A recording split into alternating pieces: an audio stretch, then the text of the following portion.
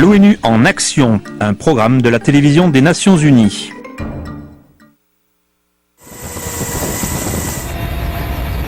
Le tremblement de terre en Haïti a été catastrophique pour les Haïtiens et pour les Nations Unies. Des centaines de milliers de personnes y ont perdu la vie ou ont été blessées, et des millions d'autres continuent d'être déplacés et de chercher des membres de leur famille en plein milieu de ce chaos. Le gouvernement s'est retrouvé paralysé et la MINUSTAH, la mission des Nations Unies pour la stabilisation en Haïti, a perdu des spécialistes importants dont son directeur et son chef de police. Ces quartiers généraux se sont effondrés en ensevelissant des centaines de personnes.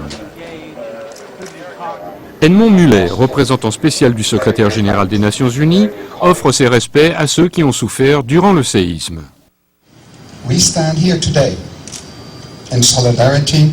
Nous sommes ici aujourd'hui pour offrir notre solidarité à ceux qui ont perdu leur vie, des Haïtiens, ainsi que des collègues locaux et internationaux qui travaillaient pour l'ONU au service de la paix, de la dignité humaine et de la prospérité.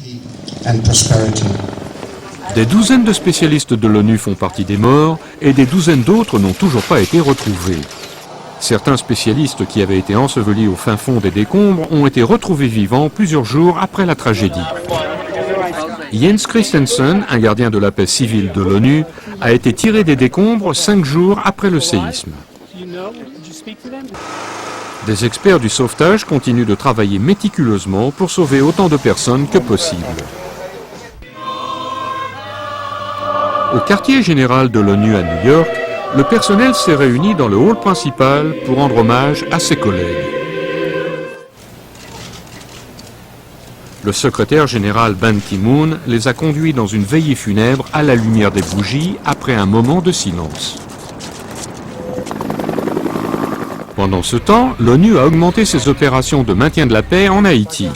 Un déploiement de près de 9000 soldats et 4000 agents de police a été autorisé. Au peuple haïtien, je voudrais dire que nous sommes de tout cœur avec vous et que nous vous portons assistance avec toute notre énergie. Nous savons que les jours à venir seront difficiles, mais comme on le dit souvent en Haïti, l'espoir fait vivre. Malgré les revers causés par le séisme, l'ONU continue d'aider Haïti et ses habitants à un moment de besoin extrême. Des pays et des gens du monde entier ont fait preuve de solidarité. Haïti survivra.